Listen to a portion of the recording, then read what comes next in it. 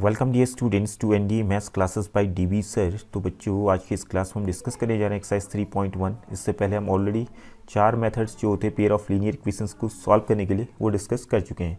सबसे पहले हमने डिस्कस किया था ग्राफिकल मेथड, उसके बाद जो अलजेब्रिक मेथड से substitution, elimination and cross multiplication method हम ऑलरेडी डिस्कस कर चुके हैं। और सबसे पहली क्लास हमने पूरा इंट्रोडक्शन दिया था चैप्टर का और सारे इंपॉर्टेंट जो भी फैक्ट्स थे related to the chapter we have discussed in our first class.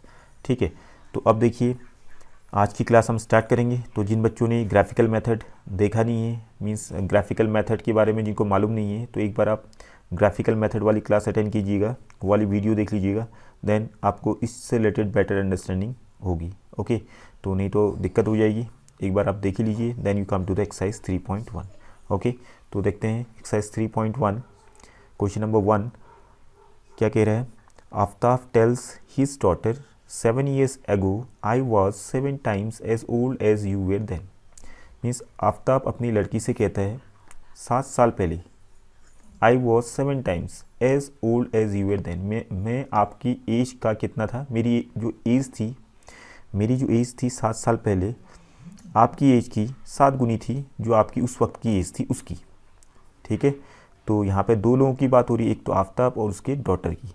तो अब आपका जो चैप्टर है लीनियर इक्वेशन इन 2 वेरिएबल है, अब हम दोनों की एज को अलग अलग वेरिएबल से डिनोट करेंगे। और एज वाले क्वेश्चन जब भी आते हैं तो हम प्रेजेंट एज से स्टार्ट करेंगे किसी भी क्वेश्चन को। ठीक है, क्योंकि प्रेजेंट से हम पीछे भी जा सकते हैं और आगे भी जा सकते हैं। तो सॉल्यूशन स्टार्ट करें। सॉल्यूशन नंबर 1 हमने क्या माना? Let the present age of Aftab की प्रेजेंट एज हमने मानी क्या? be x years। okay, and let the present age of daughter की present age क्या मानी? y years हमने मान लिया। Okay, hope this is clear. अब चलते हैं केस 1 में जो हमने पढ़ा था अभी। केस 1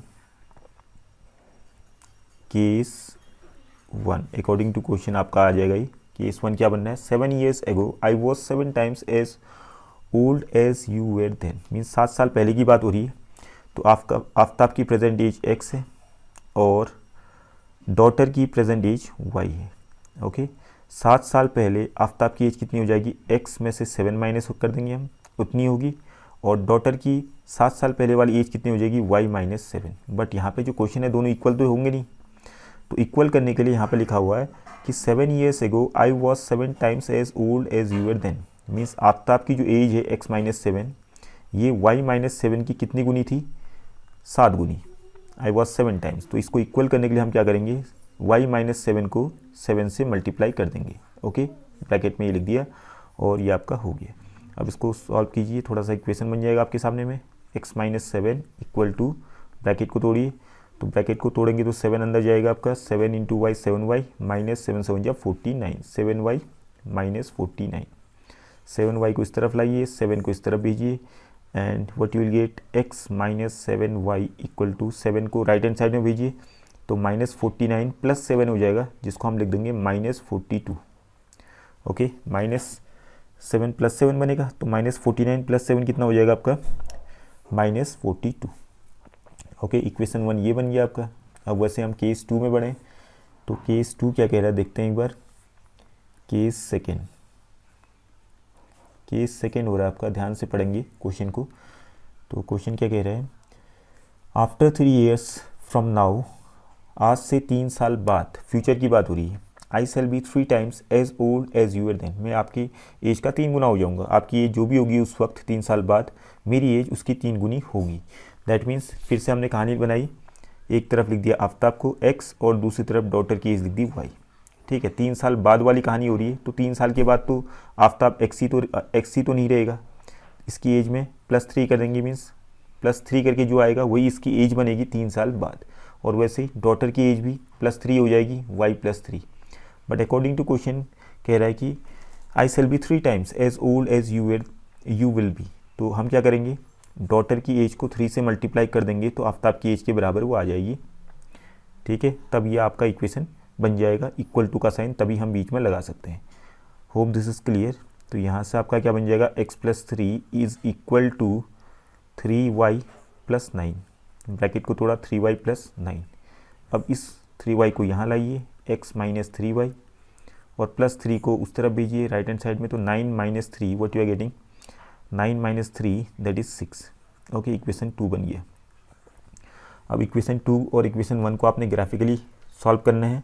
तो ग्राफ पेपर में आप पहले तो इक्वेशन 1 से पॉइंट्स 2 सॉल्यूशंस निकालेंगे, वैसे ही इक्वेशन 2 से 2 सॉल्यूशंस निकालेंगे, ठीक है। उनको ग्राफ में डिपिक्ट करेंगे और देखेंगे कि लाइंस कहाँ पे, क्योंकि ये आपका जो सॉल्यूशन हो रहा है इंटरसेक्टिंग वाली हो रही है। देखिए आप a1/a2 हमने कहा था कि चेक कर लीजिएगा एक बार, तो a1/a2 कितना आ रहा है यहाँ पे, a1 आपका 1 है और a2 भी 1 है, ठीक है। तो a1/a2 1 आ गया एंड b1/b2 कितना आ गया, -7/-3। y के जो कोफिशिएंट्स हैं इनको डिवाइड किया तो 7/3 आ रहा है, that means 1 is not equal to 7/3।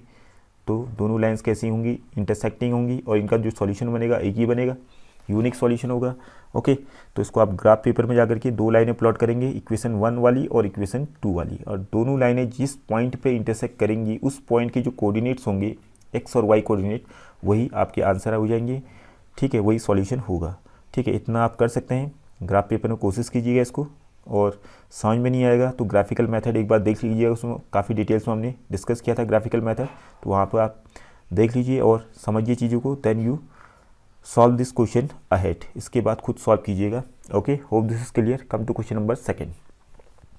Question number second देखिए आप, the coach of a cricket team buys 3 bats and 6 balls for ₹3,900. Later she buys another bat and 3 more balls of the same kind for ₹1,300. represent this situation algebraically and geometrically. Geometry का मतलब graphically हुआ और कुछ भी नहीं है, ठीक है, और अलजेब्रिक का मतलब हो गया आपका इक्वेशंस बनाइए। तो यहाँ भी हमने क्या स्टार्ट किया, सॉल्यूशन 2। तो यहाँ पे 2 चीज़ों की बात हो रही है, कोच ने क्या क्या खरीदे, एक तो बैट खरीदा, दूसरा बॉल खरीदा। तो लेट द कॉस्ट ऑफ 1, सबसे पहले बैट था तो बैट मान लेते हैं, एक बैट का जो कॉस्ट है उसको मानते हैं ₹X, ओके। और let the cost of 1 ball, एक बॉल का जो कॉस्ट है उसको मान लेते हैं ₹Y, ओके। अब चलते हैं केस 1। तो केस 1 क्या कह रहा है उसको देख लेते हैं। केस फर्स्ट, तो पहला सेंटेंस क्या था आपका, the coach of a cricket team buys 3 bats and 6 balls for ₹3,900. तो 3 बैट खरीदे, एक बैट का कॉस्ट कितना है, X रुपीज़ हमने मान रखा था, तो 3 बैट का कितना हो जाएगा 3X, ओके। और 6 बॉल खरीदे इसने, तो एक बॉल का कॉस्ट कितना था Y रुपीज़, तो 6 बॉल का क्या हो जाएगा 6Y, फिर ऐड कर दिया इसके साथ, तो टोटल जो कॉस्ट बना 3 बैट एंड 6 balls का वो बन गया 3,900, ओके। इसको आप और सिंपल कर सकते हैं क्योंकि 3 कॉमन आ रहा है, देखिए आप, या सारे के सारे टर्म्स को सब 3 से डिविजिबल है तो सबको 3 से आप डिवाइड कर दीजिए, जितने भी यहाँ पे टर्म्स आपको दिख रहे हैं। तो 3x को 3 से डिवाइड करेंगे तो x आ जाएगा, 6y को 3 से डिवाइड करेंगे तो 2y हो जाएगा, और 3,900 को 3 से डिवाइड करेंगे तो 1,300 आ जाएगा। This is equation first, okay. अब उसके बाद केस 2 में चलते हैं। केस सेकेंड क्या कह रहा है क्वेश्चन आगे ahead, letter she buys another bat, means एक बैट और लिया, तो एक बैट और लिया दैट मीन्स एक ही बैट लिया, X हो जाएगा इसका कॉस्ट, एंड 3 more balls, तो 3 more balls माने एक बॉल का कॉस्ट था Y, तो 3 बॉल का हो जाएगा 3Y, एंड टोटल मिला के कितना हो गया इनको 1,300, ओके। तो ये आपका बन गया इक्वेशन सेकेंड।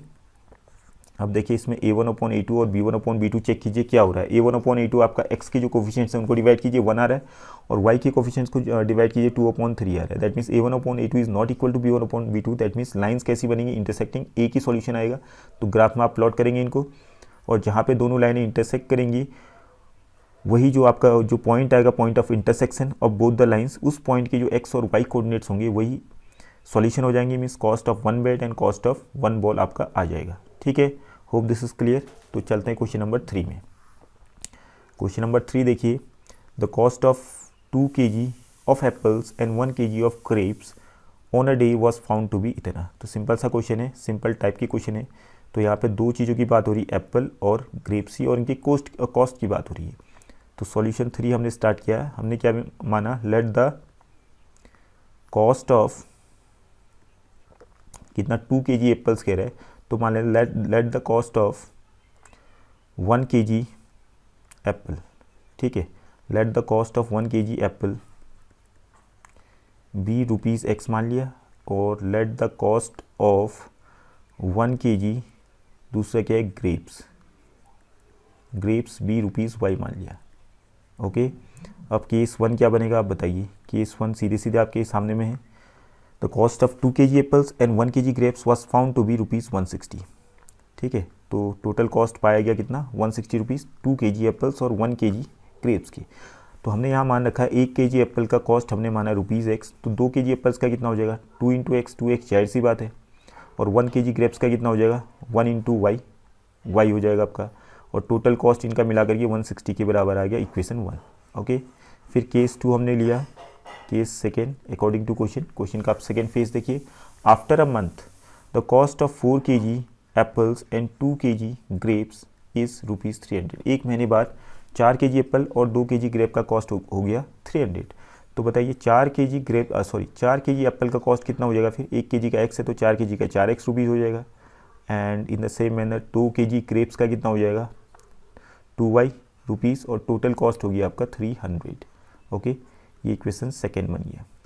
अब कुछ भी नहीं है, इक्वेशन सेकेंड को और सिंपल कर सकते हैं, आप छोटा कर सकते हैं कि सारे के सारे यहाँ पे टर्म्स 2 से डिविजिबल है, 2 से डिवाइड कर दीजिए, तो 2 या 4 हो गया आपका ही, 2 1 या 2 y आ जाएगा, और यहाँ पे 2 से डिवाइड करेंगे तो 150 हो गया। तो अब ज़्यादा बेटर है इसको इक्वेशन 2 मानिएगा आप, ठीक है। अब इसको हम इक्वेशन 2 मानेंगे, फिर इक्वेशन 2 और 1 को चेक कीजिए, इनके रेशियोज़ को चेक कीजिए, A1/A2 और B1/B2 क्या आ रहा है। तो देख रहे हैं A1/A2 हमारा आ रहा है 2/2 दैट इज़ 1, और B1/B2 कितना आ रहा है आपका 1/1, ठीक है। तो ये आपके इसके इनफाइनाइटली मेनी सॉल्यूशंस होंगे, ठीक है। सॉरी, तीसरा अभी चेक नहीं किया हमने, सॉरी फॉर दैट। तीसरा C1/C2 हमने चेक नहीं किया, तो A1/A2 इज़ इक्वल टू 2/2 आया था दैट इज़ 1, और B1/B2 कितना आ रहा है, B1/B2 इज़ 1/1 दैट इज़ 1 ही आ रहा है, और C1/C2 कितना आ जाएगा आपका, C1/C2 आ जाएगा -160/-150। इसको काटेंगे भी तो ज़्यादा से ज़्यादा आपका इतना ही रहेगा 16/15। That means A1/A2 is equal to B1/B2 आ रहा है, but not equal to C1/C2 आ रहा है। दैट मीन्स जो गिवन पेयर्स ऑफ इक्वेशंस होंगे ये पैरेलल बनेंगे, इनका कोई सॉल्यूशन ही नहीं आएगा। मीन्स ऐसा पॉसिबल ही नहीं वाली बात हो गई, ठीक है, ऐसा होगा ही नहीं, तो इसके हो जाएंगे no solution. Okay, hope this is clear. तो हमने यहाँ पे देख लिए है, क्योंकि सॉल्यूशन तभी होता है जब A1/A2 not equal to B1/B2 होगा, या दूसरी कंडीशन जब A1/A2 equal to B1/B2 equal to C1/C2 हो जाए। लेकिन उस केस में इनफाइनाइटली मेनी सॉल्यूशंस होते हैं, बट यूनिक सॉल्यूशन वाला केस केवल आपका एक ही था जो हमने डिस्कस किया था, A1/A2 not equal to B1/B2, ठीक है। तो हमने यहाँ चेक कर लिया, इनके रेशियोज़ को देख लिया, but we have seen that कि रेशियोज़ जो है आपको किस ओर डायरेक्ट कर रहे हैं, दैट इज़ पैरेलल लाइंस की ओर डायरेक्ट कर रहे हैं, नो सॉल्यूशन की ओर डायरेक्ट कर रहे हैं, ठीक है।